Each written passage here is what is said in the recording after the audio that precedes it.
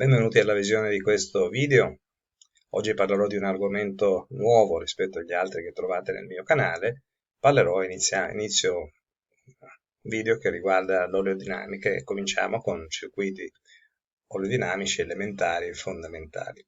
Quindi prima di passare alla realizzazione dello schema oleo-pneumatico, oleodinamico con il software di creazione di schemi e di simulazione in FluidSim, volevo un attimino introdurre i circuiti oleodinamici, da cosa sono composti principalmente.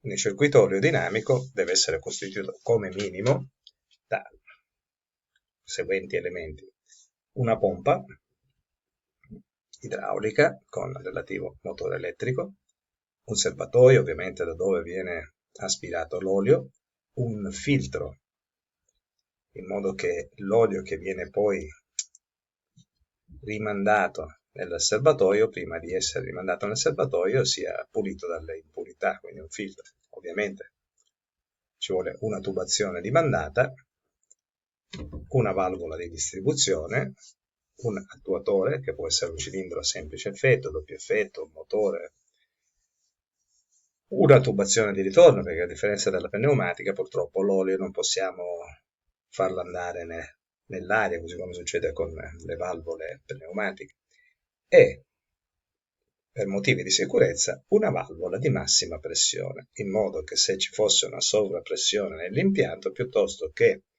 produrre dei guasti o dei danni all'impianto, l'olio in pressione possa ritornare allo scarico. Così, per semplificare questi componenti, andiamo ad analizzare il nostro circuito in figura, dove abbiamo un cilindro a doppio effetto, questo qua è il numero 7, che è comandato da questa valvola di distribuzione 4-3 e un filtro allo scarico. Non sempre il filtro è messo allo scarico, può anche essere posizionato alla mandata o anche altre soluzioni, ma lo vedremo eventualmente in futuri video.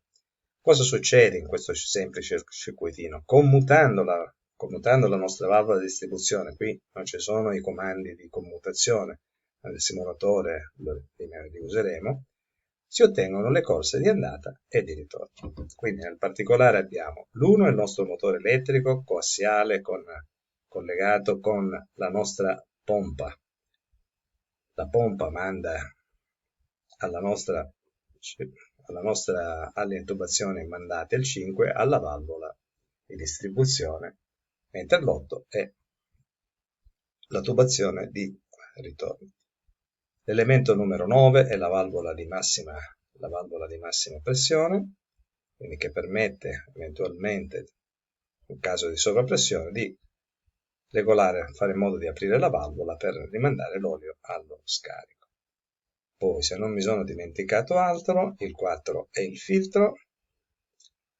Abbiamo detto valvola di distribuzione a 3 posizioni, una posizione per alimentare il rientro, l'altra posizione per alimentare la fuoriuscita dello stelo, la posizione centrale con lo stelo bloccato. Quindi in questo caso possiamo, a differenza del cilindro pneumatico che in genere sono a 2 posizioni o in uscita o in rientro, in questo caso possiamo fermare il cilindro in una posizione intermedia senza avere alcun problema. Questa è la parte relativa alla descrizione del nostro circuitino che adesso andiamo a creare con il nostro FluidSim. Eccoci nell'ambiente di realizzazione del nostro schema oleodinamico per la didattica con la simulazione. Anche questo software è della Festo Didactic, FluidSim H Hydraulic, a differenza del FluidSim P Pneumatic. Abbiamo una libreria diversa ovviamente perché i componenti sono diversi. Vediamo in che modo poter realizzarlo. Abbiamo detto che ci serve un cilindro a doppio effetto. Vado a prendere un cilindro a doppio effetto, lo posiziono qui, vado ad aumentare lo zoom così che lo vediamo meglio. Valvola di distribuzione 4/3, vediamo dove sia andata a finire. Ecco, abbiamo questo 4/3, possiamo usare questa qui. e la posizione, no, non è questa, scusate, è questa qua, quella che abbiamo visto nello schema, dove in una posizione spinge in avanti, in un'altra posizione ritorna indietro, nella posizione centrale il fluido ritorna al serbatoio. P sta per pressione, T sta per scarico, A e B sono i due utilizzatori. Ci serve un pompa, possiamo prendere questo qua, mi serve un filtro, no, questo qui lo tolgo, non mi serve, questo che facciamo lo rotiamo di 90 gradi, il nostro filtro, mi serve eccolo qua, mi serve una pompa, questa è variabile, questa invece è numero di giri fisso, che vado a collegare con la mia pressione. Lo scarico lo colleghiamo al filtro. Per adesso facciamo lo schema senza motore, poi vedremo in che modo possiamo inserire il motore. Ci serve una valvola di sovrappressione, una valvola di sicurezza. Abbiamo detto una valvola di sicurezza, ora qua valvole per il controllo della pressione, eccola, questa qui. La vado a collegare. La valvola, la pressione, il fluido in pressione che arriva dalla pompa va sia nella valvola di distribuzione che anche nella valvola di sovrappressione di sicurezza. Quando la pressione supera quella di regolazione, il meccanismo interno scatta in modo che faccia andare il liquido in pressione, ritorna allo scarico. Quindi mi serve uno scarico.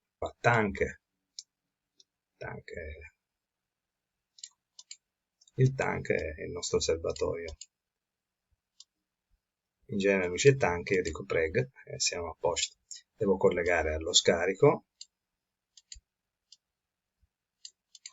e colleghiamo allo scarico. E il nostro semplice circuitino elementare è stato realizzato. Vediamo se lo allargo cosa succede, che si vede meglio. Lo mandiamo in esecuzione con il nostro run. Connessioni aperte, non me ne ero accorto, cancella, cos'è questo che devo cancellare? Eccolo qua, non me ne ero accorto, adesso questo lo mettiamo qui a posto.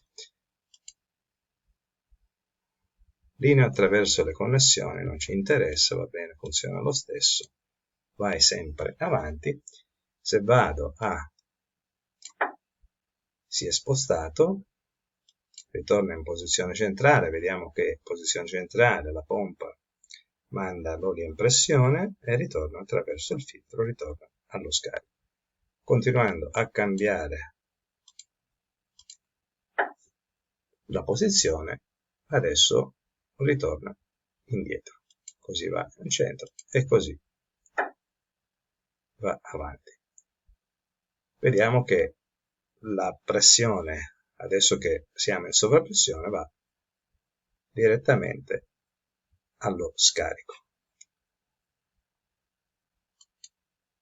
Per quanto riguarda poi i componenti, possiamo, se vado a cliccare sulla pompa, vedo che mi dice che il numero di giri al minuto sono 1320, posso usare da 0 a 3000, poi c'è displacement, i litri, la massima pressione da 1 a 400 bar, oppure posso scegliere millipascal o in PSI.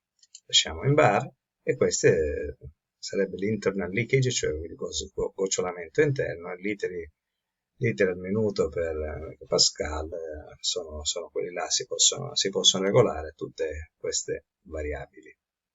Lo stesso possiamo fare anche sulla nostra valvola, la pressione normale va da 0 a 400, la versione di sicurezza è messa a 50, ok?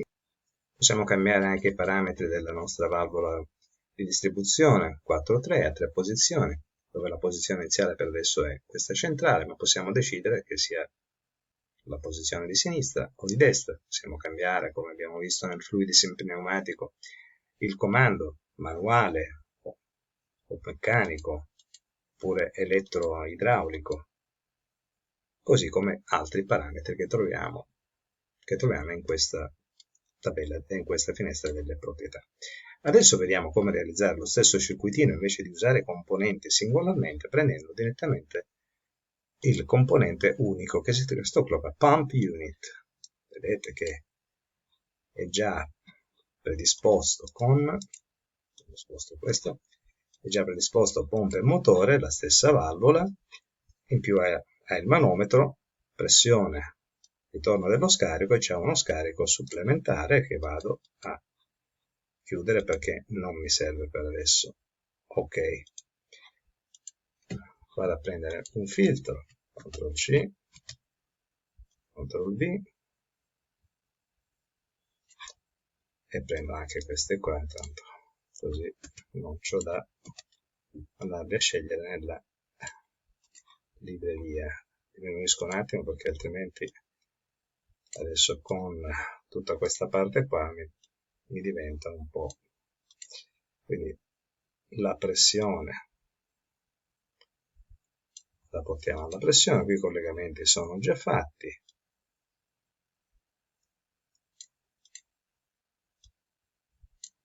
Ecco, adesso lo lanciamo. Linee attraverso le connessioni, invece ne facciamo una ragione, andiamo avanti. Eccolo qua.